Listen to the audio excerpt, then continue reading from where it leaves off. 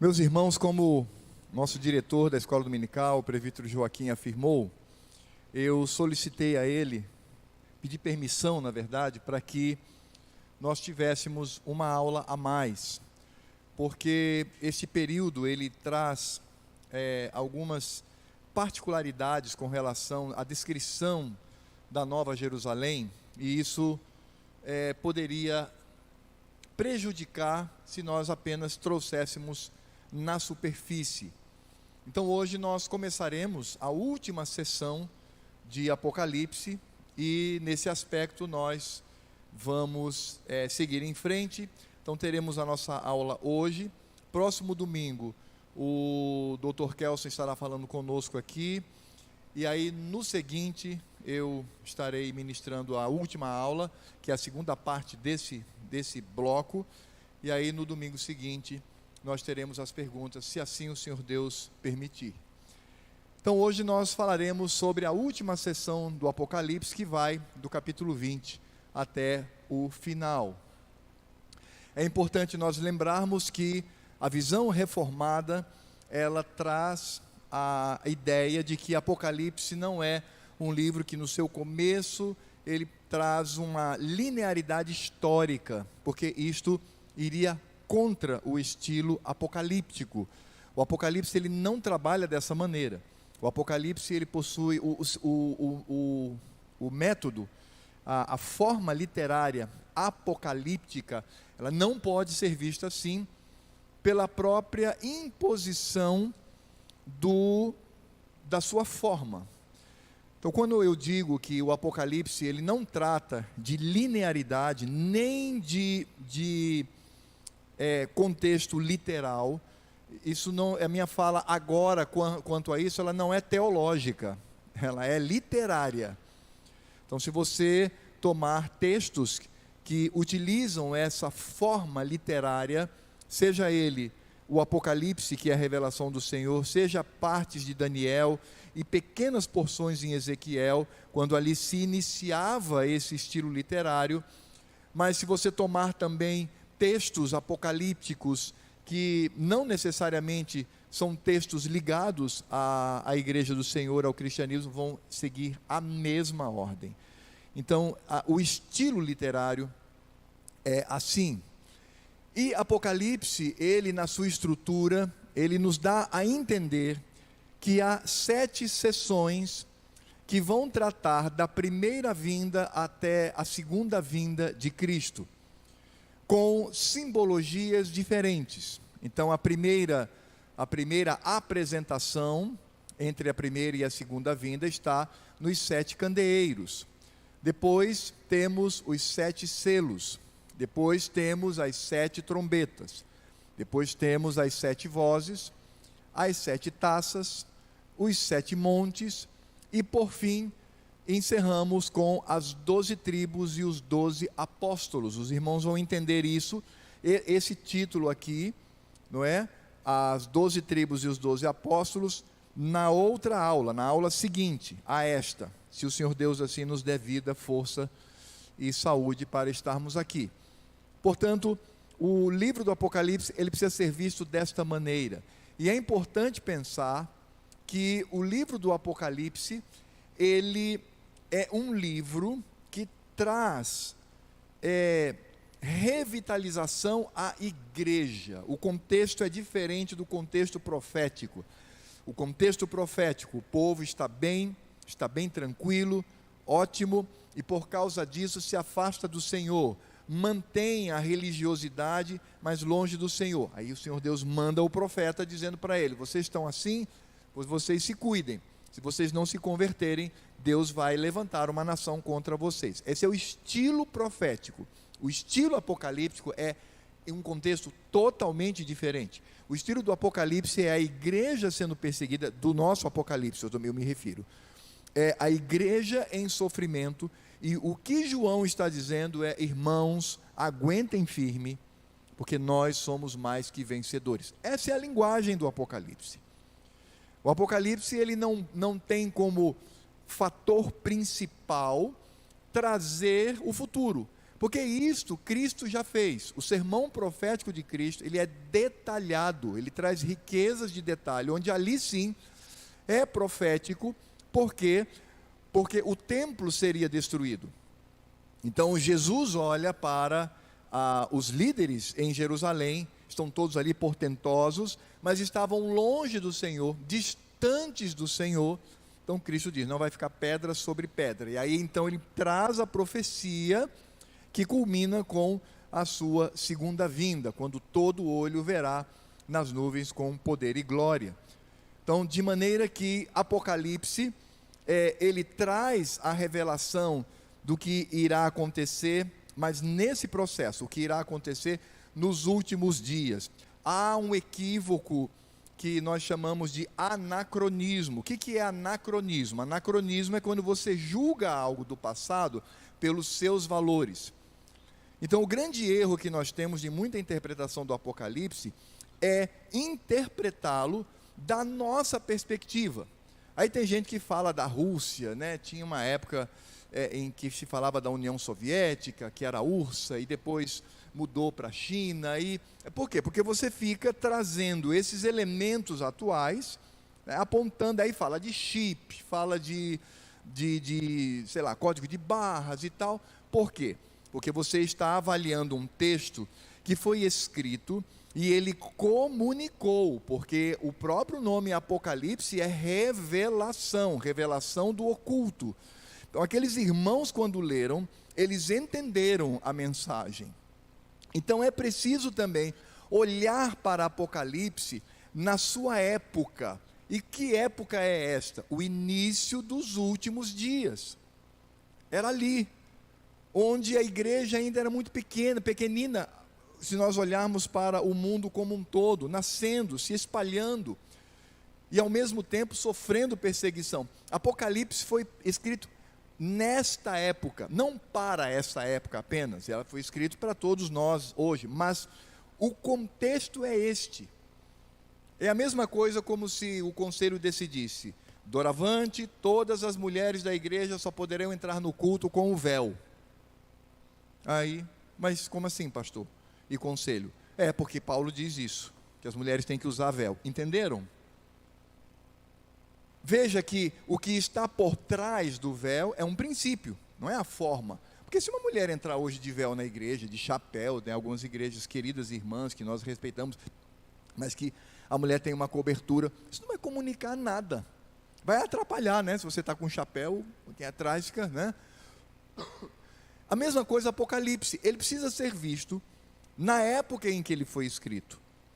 E a sua aplicação naquela época, trazendo princípios para nós, e aí nós temos esta proposta de interpretação, que é a proposta reformada, é a visão reformada da maneira como nós interpretamos o livro do Apocalipse. E aí nós temos Apocalipse de 20 a 21.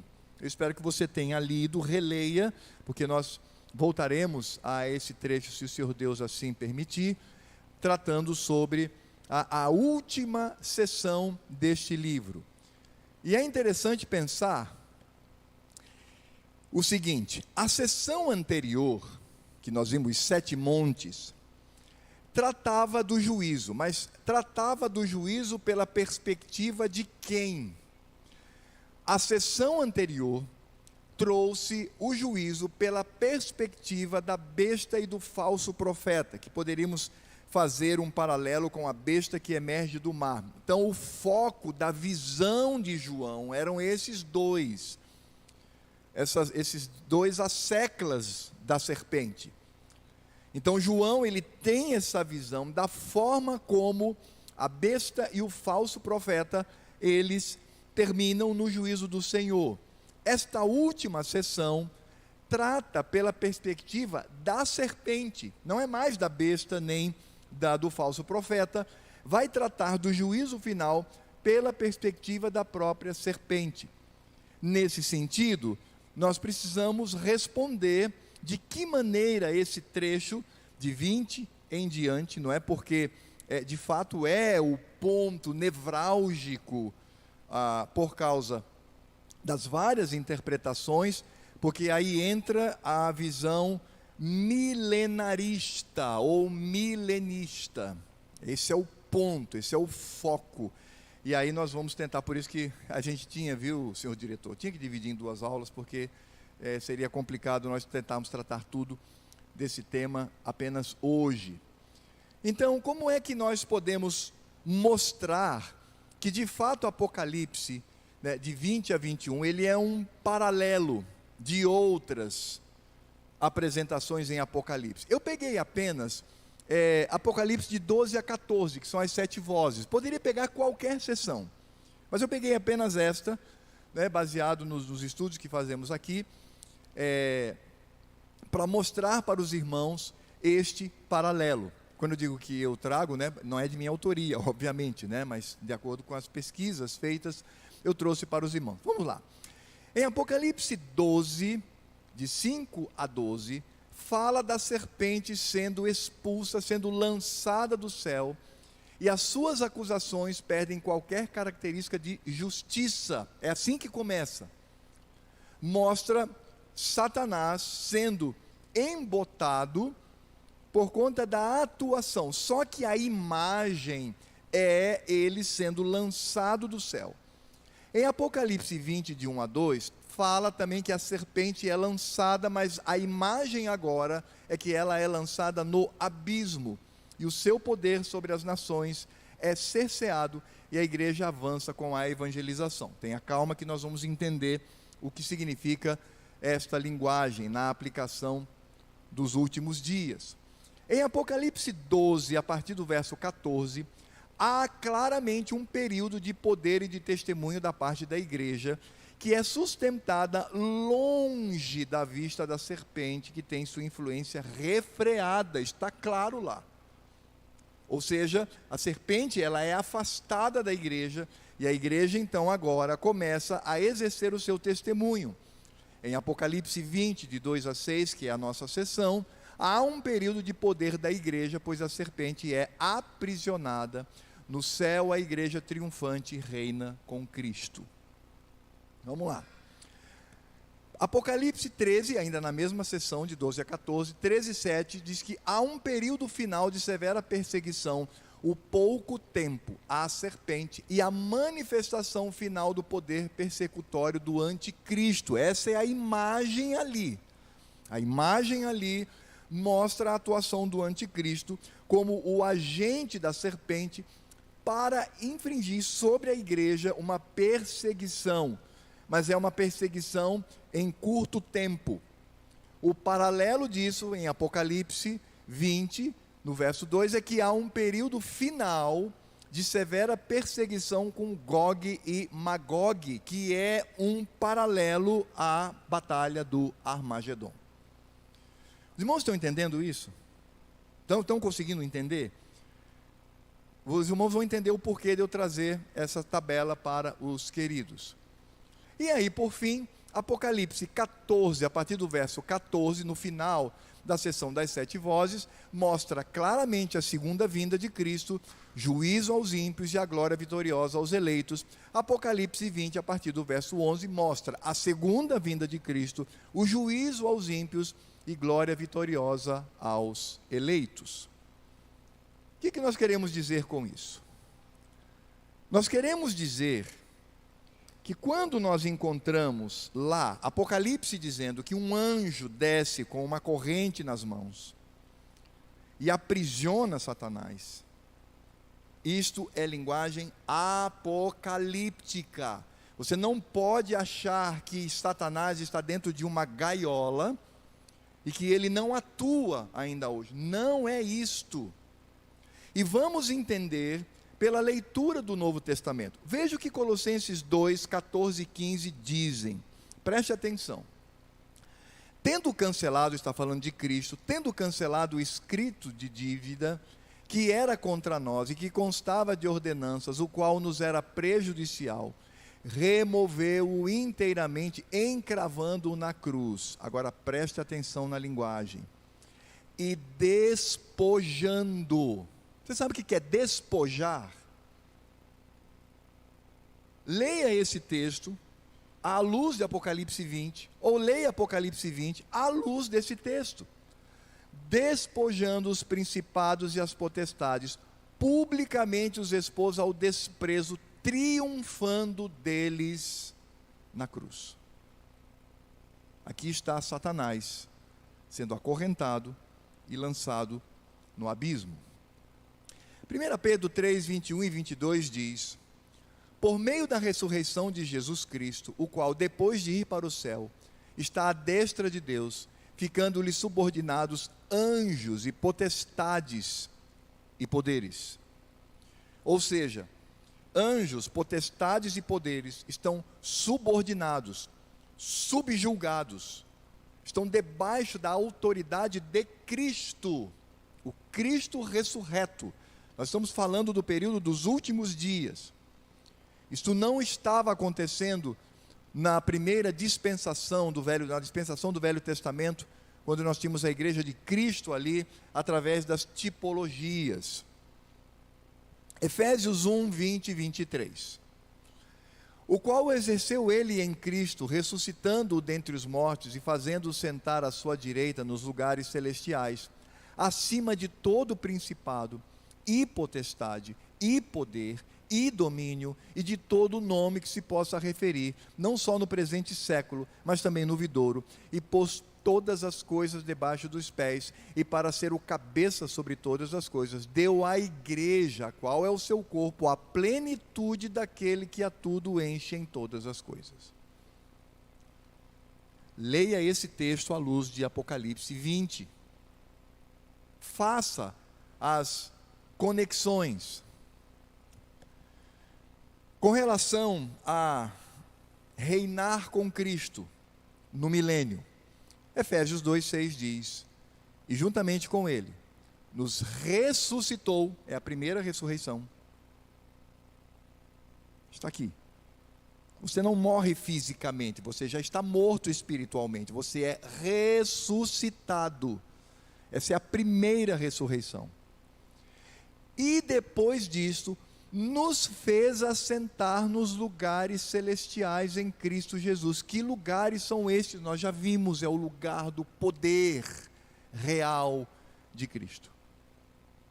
Então a igreja nos últimos dias está assentada com Cristo, de maneira triunfante no céu e de maneira militante na terra. Por isto, 1 Pedro 2,9 diz assim, leiam todos comigo em voz alta, por favor, leiamos todos firmes, é a palavra de Deus, que prazer poder ler a palavra do Senhor, leia com prazer no seu coração e alegria. Vamos ler todos juntos? Vós, porém, sois raça eleita, sacerdote real, nação santa, povo de propriedade exclusiva de Deus, a fim de proclamardes as virtudes daquele que vos chamou das trevas para a sua maravilhosa luz. Isso é para hoje ou por um futuro que nós não entendemos ou não sabemos? Veja, o texto diz que nós somos sacerdócio real. Essa expressão baseada no Velho Testamento é que nós somos uma raça de sacerdotes e reis. E como é que manifestamos o nosso sacerdócio e a nossa realeza em Cristo Jesus? Proclamando o Evangelho. Por isto, é necessário que eu veja a luz da própria Escritura Sagrada, porque a hermenêutica saudável diz, Escritura, ela interpreta a Escritura. Eu não posso isolar Apocalipse 20, falando da prisão de Satanás e os 1000 anos da igreja, isolar isso e dizer, isso é literal. Me permitam falar de maneira muito respeitosa, isto não é ser honesto com o estilo literário diante dos olhos, que é o apocalíptico. Mas eu preciso compreender que eu não posso literalizar nada do Apocalipse, mas perceber a linguagem que aponta para a vitória da igreja. Então, o que nós queremos dizer com isso? O que nós queremos dizer com isso é que quando Apocalipse 20 fala da prisão de Satanás. Assim como nós vimos em Apocalipse 12, quando ele é expulso do céu e cai na terra para abrir os abismos, isso significa dizer que nós estamos aqui nessa linguagem trazendo a primeira vinda de Cristo. Porque foi com a primeira vinda de Cristo e a sua morte na cruz que ele subjugou principados e potestades. Ah, pastor, mas então quer dizer que o diabo atua ainda hoje? Sim, mas ele é limitado. Ele é limitado pelo poder de Cristo.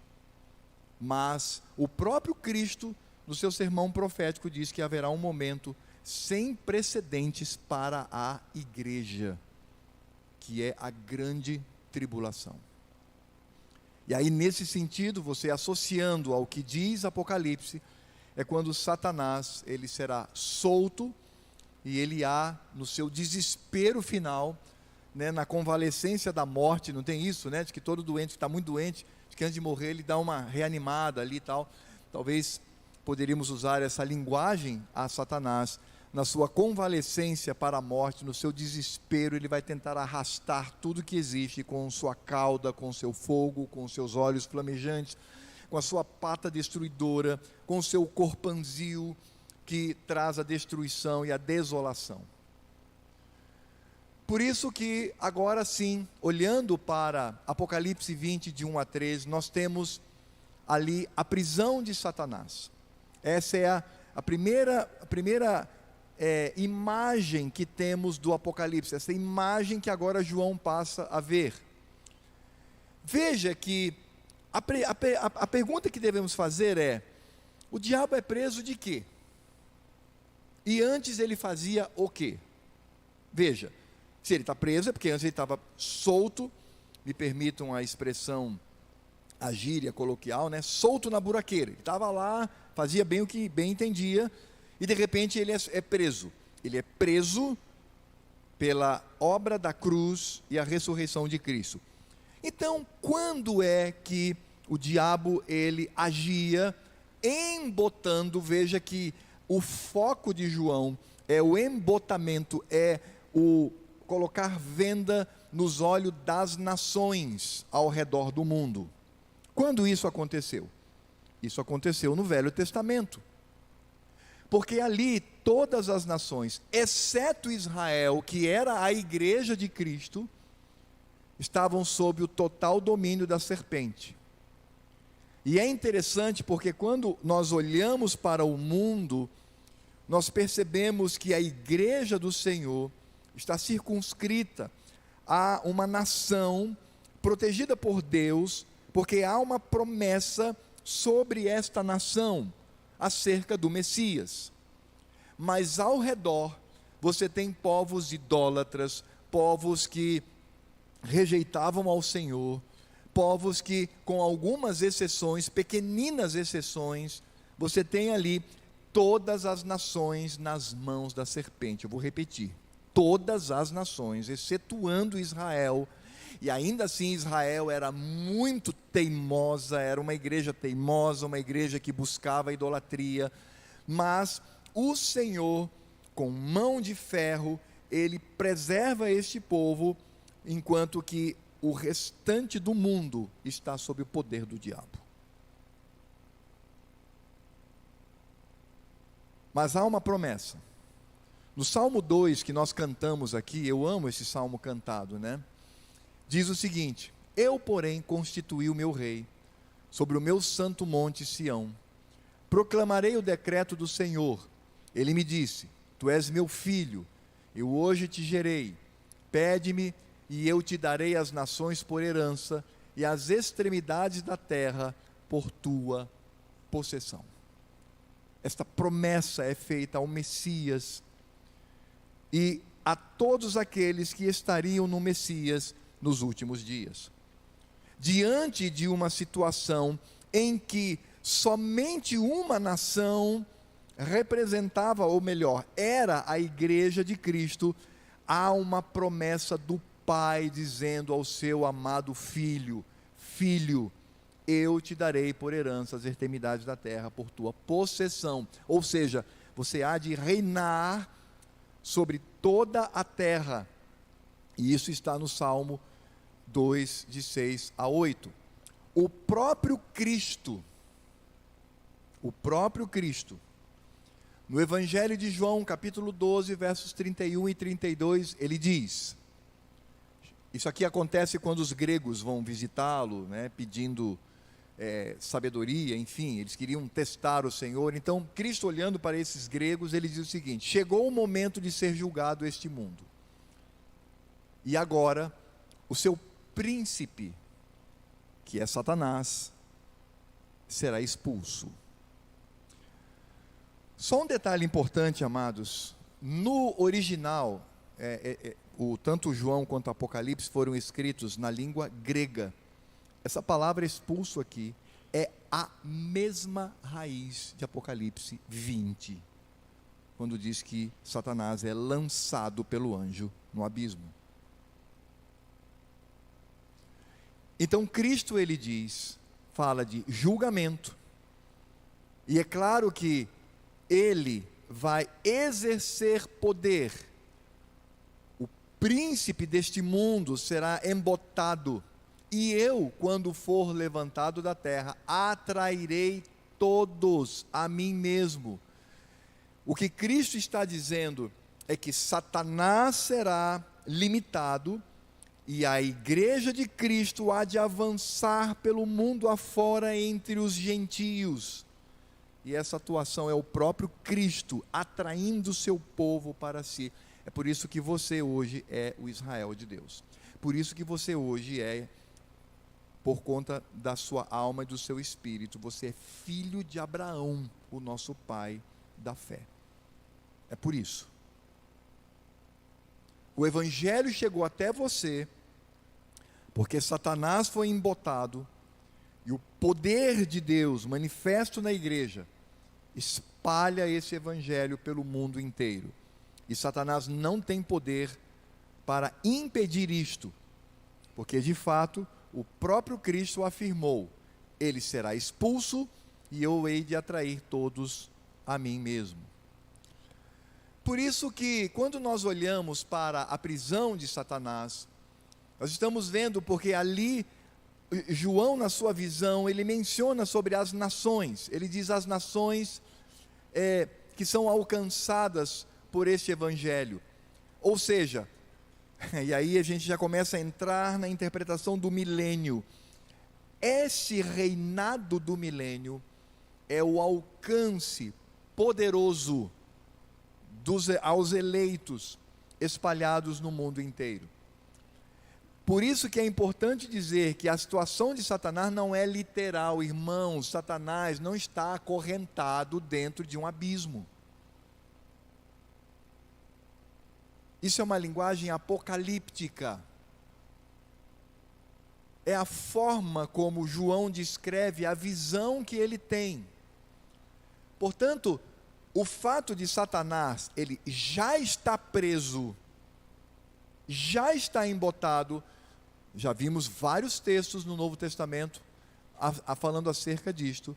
Significa dizer que Satanás, ele está subjugado, ele está embotado em seu poder. E aí as nações não seriam mais impedidas.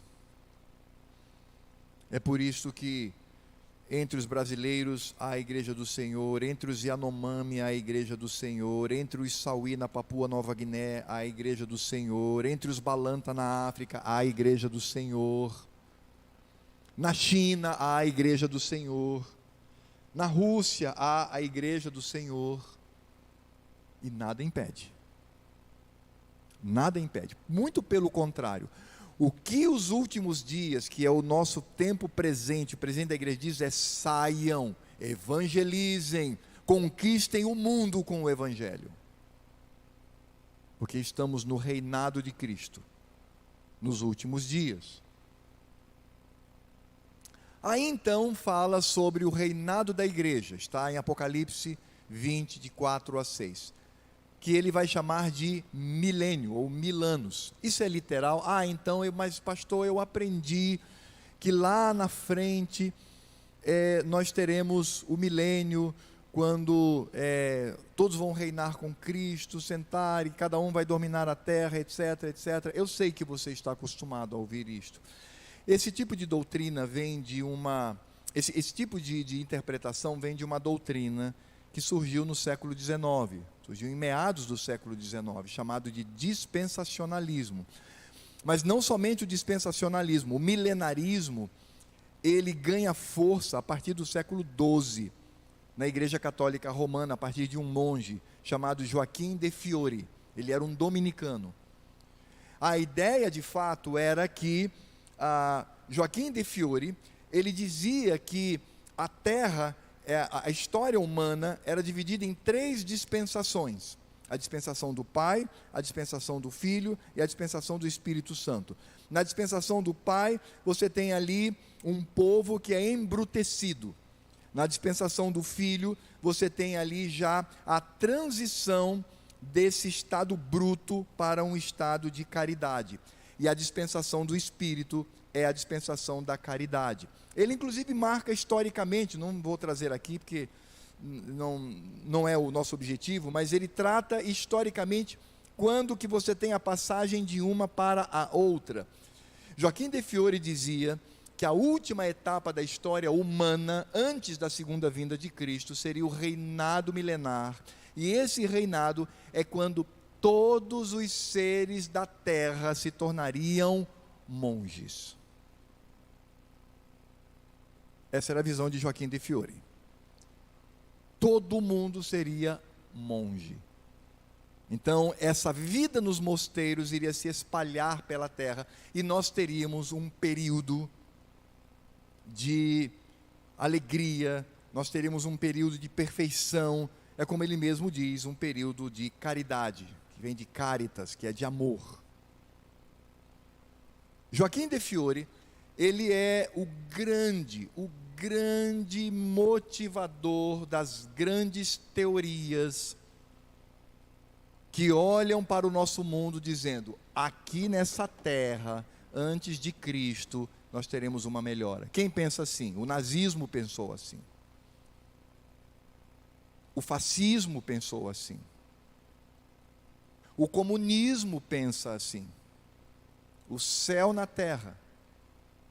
E várias tendências recentes teológicas pensam assim.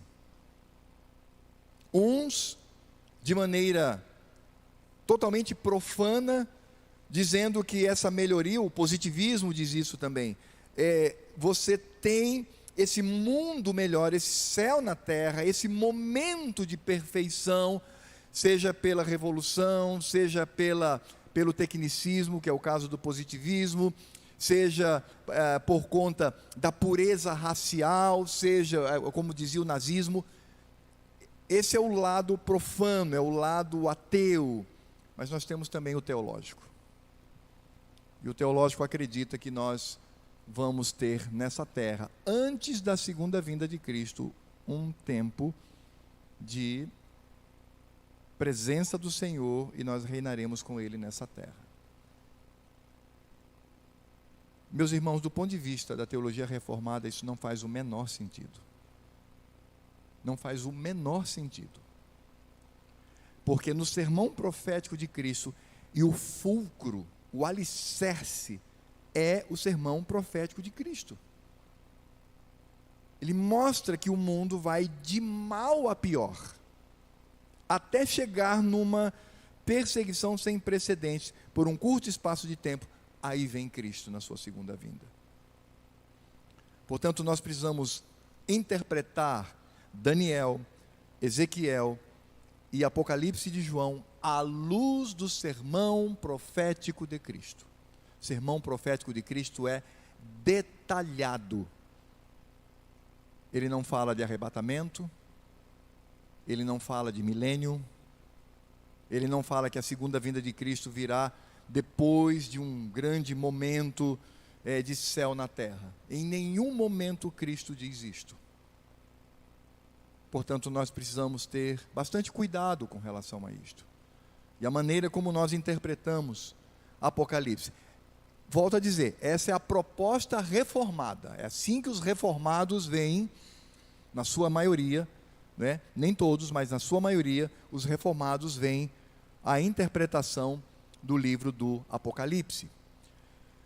Ora, o que ocorre, quais são as características da imagem deste milênio? Primeiro, a alma dos decapitados. Isso está também, veja bem, está também, esses decapitados, eles aparecem em Apocalipse também 6, de 9 a 11, está lá. Então, o João toma, ele presencia uma imagem que repete aquele paralelismo que inclui o capítulo 6. Nós temos aqui o reinado triunfante no céu, porque a linguagem de João, mas como eu disse, ela não pode ser literalizada, ela mostra ali aqueles que não se submeteram à marca da besta, não se submeteram à serpente, não se submeteram à impiedade do mundo, mas tomaram sobre si, não a marca da besta, mas a marca do Cordeiro, a marca de Deus. Então eles estarão reinando de maneira triunfante no céu, onde as almas estão. Então o milênio, ele precisa ser visto a partir do reinado triunfante no céu. Mas eu creio também, amados, que o milênio também precisa ser visto no reinado militante na terra, onde estão os peregrinos, porque aqui existem sacerdotes, aqui existem reis, aqui existe um reino, aqui existe um poder, aqui existe uma conquista com a pregação do Evangelho. Quando você se arrependeu dos seus pecados e teve a sua vida convertida a Cristo, o Evangelho veio com poder sobre a sua vida. E você não tinha a necessidade de ter nascido num país específico, não importa onde você esteja. O reino de Deus entra e o diabo não pode impedir. Aliás, não somente o diabo não pode impedir, o inferno também não. Só um detalhe, quando Cristo diz que as portas do inferno não prevalecerão, ali inferno, meu irmão, não é o lago de fogo, não é onde as almas estão sendo penalizadas, não. Ali é o Sheol, é a morte, o poder da morte, da alma. Cristo diz assim: tu és Pedro, e ele está se referindo, obviamente, na qualidade de Pedro, quanto à igreja. Ele não está dizendo que Pedro tem supremacia sobre os demais, de jeito nenhum. Ele está dizendo apenas que em Pedro, a igreja seria solidificada na rocha, e nada iria impedir o seu poder, nem mesmo o Sheol, nem mesmo o mundo dos mortos, teriam poder sobre a igreja. Quando? Aqui, nos últimos dias. Portanto, nós reinamos.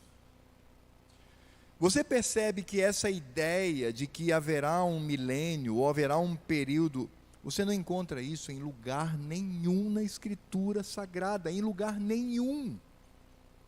Qual é a autoridade para tomar de maneira literal? E é interessante que há muitos anos eu conversava com um querido irmão dispensacionalista, e ele dizia: rapaz, você está equivocado. Eu falei: então vamos ler o Apocalipse? Aí quando eu li que no milênio a alma dos decapitados, né, estavam ali adorando ao Senhor, ele olhou e falou: meu Pai do céu. Eu falei: pois é, vai ter alma de decapitado aqui na terra? Se você é literal, então vamos para o literal. Vamos pegar literal. Você gosta de tomar a interpretação de maneira literal. Ah, sim, haverá um reino. Sim, Cristo há de sentar no trono em Jerusalém. Sim, todas as nações serão espalhadas pelos crentes, etc. e tal. Os que foram arrebatados e voltam, etc. Tudo bem, então, o que são essas almas dos decapitados? Por isso que a ideia é a demonstração triunfante de um reinado no céu, sem dúvida nenhuma. A igreja, inclusive teologicamente, nós chamamos de igreja triunfante. São todos aqueles que já morreram, desde Adão até o último crente que morreu hoje. Eles todos estão no céu, reinando com Cristo. Mas há também um lampejo desse reinado militante na terra, quando o evangelho do Senhor, ele avança. E não há nada que impeça, nem comunismo, nem nada. Nada pode impedir. O evangelho avança. Ainda que muitos deem suas vidas, sua vida, pela pregação desse evangelho, o evangelho avança. Porque é poder de Cristo. É o reino de Cristo nessa terra. Engolindo, tomando todos os eleitos. E por isso que o Novo Testamento diz que com isso Cristo vai subjugando essa terra até que toda ela esteja debaixo dos seus pés. E é claro que nesse sentido, nós temos o momento em que tais pessoas fazem parte deste reino, que é o arrependimento. É o que nós encontramos lá em Apocalipse 25 e 6. A primeira ressurreição pelo que olhamos a Escritura Sagrada, é o momento em que uma pessoa se converte. Ela se converte, ela experimenta a primeira ressurreição. Por isso que é bem-aventurado aqueles que experimentam a primeira ressurreição. Como diz Paulo lá em Efésios. E aí nós temos Gog e Magog. Então o que seria esse Gog e Magog? Então aí você vai ter várias interpretações. Alguns irmãos dizem que Gog e Magog era a União Soviética, outros dizem que Gog e Magog é China e Rússia, se não me engano, ou China e Irã.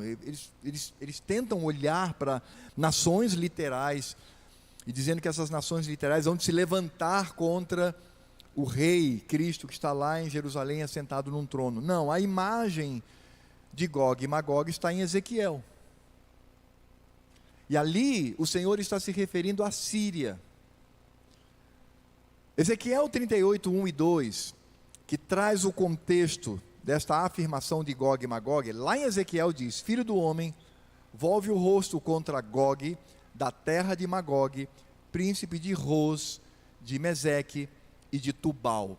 Eu já vi um irmão muito querido meu, é muito querido, dizendo assim: olha aqui, ó, Rússia.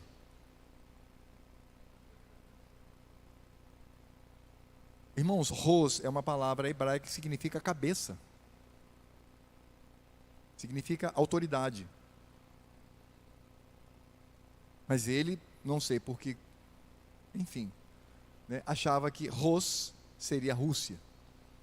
E veja que não é só príncipe de Ros, é de Meseque e Tubal. O que nós temos, na verdade, é a Síria. Em Ezequiel, Magog se refere à Síria. E Gog, na linguagem de Ezequiel, era um profano que viria para trazer uma perseguição atroz contra os judeus.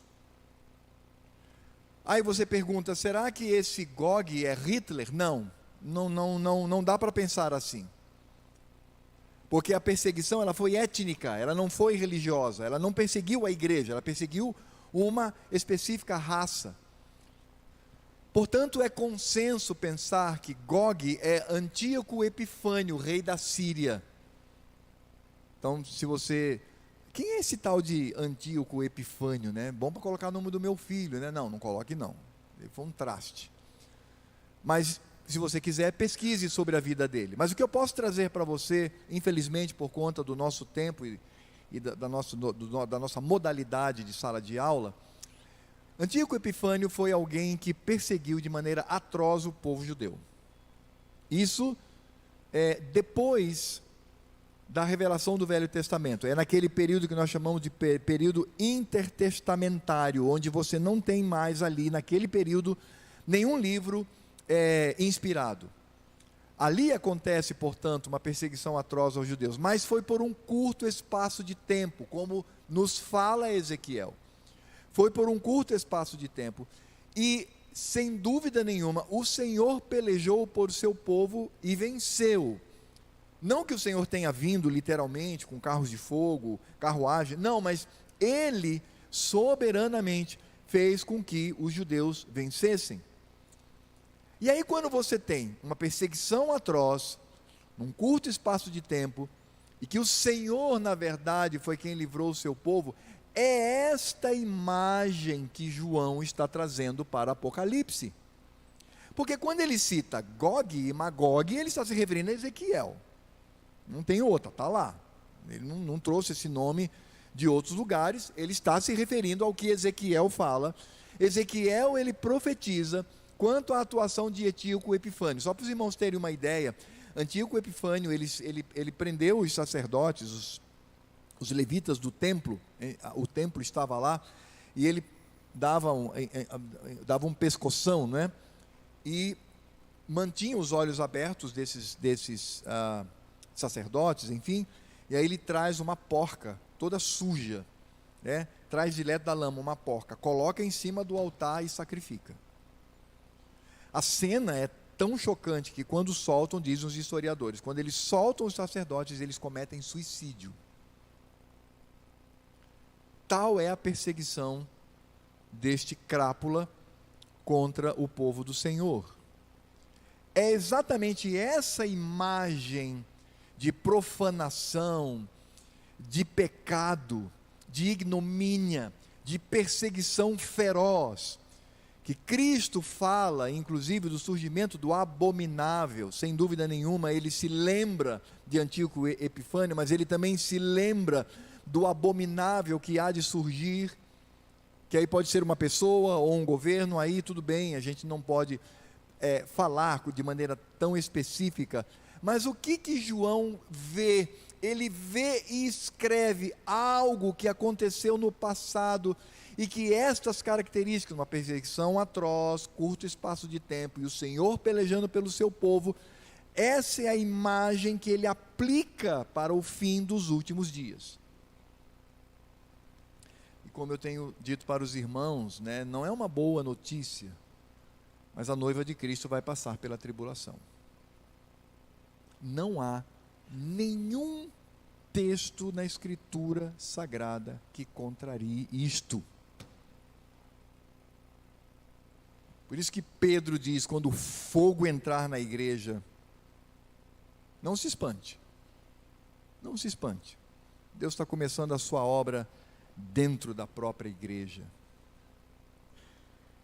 Por isso esse evento, que evento? O de Antíoco Epifânio. Esse evento acontece antes da vinda de Cristo. Esse evento torna-se, portanto, o símbolo para os últimos dias que João, ele traz no seu livro. Conforme 2 Tessalonicenses 2, 7 e 8, porque nós falamos que foi um curto espaço de tempo e que o Senhor, ele há de atuar, lutando pelo seu povo, trazemos aqui uma palavra de Paulo que é profética, é uma palavra literal. Ele diz, isso aqui não é Apocalipse, porque é Tessalonicenses, é uma carta escrita trazendo os fatos àqueles irmãos. Paulo diz assim: com efeito, o mistério da iniquidade já opera. Olha que Paulo escreveu isso há 2000 anos, irmãos. E aguarda somente que seja afastado aquele que agora o detém, correntes e abismo. Então o diabo está preso, ele só está aguardando, e ele sabe disso.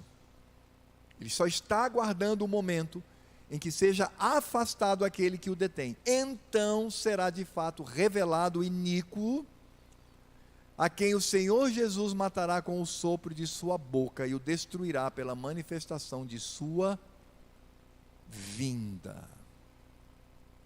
Alguma dúvida com relação a esse texto? Os irmãos entendem o que Paulo está dizendo? Ele não fala de arrebatamento, ele não fala de um reino milenar, não. Ele diz que a iniquidade já opera, ou seja, um processo, como Cristo fala, que ele vai comparar com dores de parto, e que aguarda, só está esperando isso aqui, ó. Só isso, para vir com toda a força sobre a sua vida, sobre a vida dos seus filhos, sobre a vida dos seus netos. É por isso que quando a Escritura Sagrada diz, quando disserem paz, paz, cuidado, irmão, muito cuidado, porque nós já temos. Por isso que o livro do Apocalipse é um livro de consolo, porque ele não nega, ele diz, olha, vai acontecer, mas você será vitorioso, você já é vitorioso, e você será vitorioso em Cristo Jesus. Esses poderes, essas forças não hão de subjugá-lo para destruir a sua fé. Você será preservado pelo poder de Deus. E de fato, meu irmão, de fato, nós precisamos orar muito pela igreja. Em vez de ficarmos aí só orando para termos um mundo melhor, uma economia pujante, um Brasil bom, tal. Bom, devemos orar por isso também, sem dúvida nenhuma. Não é errado, pelo contrário, é dever nosso orar pela nossa nação. Mas ore também pela igreja, que é você, e sobretudo aqueles que passarão por esse período sem precedentes. Ore por ele, por seus filhos, por seus netos, pelo seu lar. Quando o dragão virá com todo o peso da sua fúria, sabendo que lhe resta pouco tempo, e ele tentará arrastar o máximo que ele puder da noiva de Cristo, mas ele não terá vitória, porque quando isto acontecer, o Senhor Jesus matará com o sopro de sua boca. Já viu quando você apaga uma vela? Já viu? Para apagar a vela você precisa fazer ginástica, Precisa pegar botar o ventilador. Não, a velinha ali chega lá, pronto, acabou. É isso que Cristo vai fazer com a iniquidade sobre a sua noiva. E ele diz, e o destruirá, quando? Pela manifestação de sua vinda. Aqui será destruído a besta, falso profeta, a meretriz, o anticristo, todos os asseclas que representam diretamente a serpente, serão destruídas pelo Senhor. É isto que está contido em Apocalipse 20. E aí nós temos um conflito final, como eu mencionei aos irmãos, Gog e Magog. E aí diz ali que a serpente, ela vai ser lançada, ela é lançada no lago de fogo e enxofre. E aí João diz, onde já se encontram a besta e o falso profeta. Aí você vai dizer assim, opa, agora pegamos os reformados. Porque quando a serpente for lançada lá no fogo, já estarão lá a besta e o falso profeta. Irmãos, esse é o exercício. Esse é o exercício. Porque se eu tomo uma expressão de maneira literal, eu coloco em jogo todo o livro do Apocalipse. Quando nós encontramos onde já se encontram a besta e o falso profeta, não é outra coisa senão que onde está Satanás, ali já estão os seus. Não significa dizer que a besta e o falso profeta serão lançados antes, aí tem o milênio, e aí depois de 1000 anos é que o diabo vai ser lançado. Não, não é isso. Aí estão lá queimando e Satanás aqui ainda agindo no meio do povo de Deus. Não, essa linguagem apocalíptica diz que, de fato, onde está Satanás, ali estarão os seus asseclas. Então, quando Satanás for lançado, ali também estarão os seus seguidores. Não apenas a besta, não apenas o falso profeta, mas todos aqueles que afrontaram o nome do Senhor. E aí nós vamos para a segunda parte do nosso estudo, o juízo final, que é Apocalipse 20, de 11 a 15, e a glória final, que é Apocalipse 21, 22, até 22, 5. Por favor, leia esse texto. Na nossa próxima aula, nós vamos encerrar essa série de Apocalipse, falando sobre o juízo final, nos seus detalhes, e a glória final, de 21 a 22, 5. E aí também incluiremos a conclusão do livro que João faz diante dos anjos para a igreja do Senhor.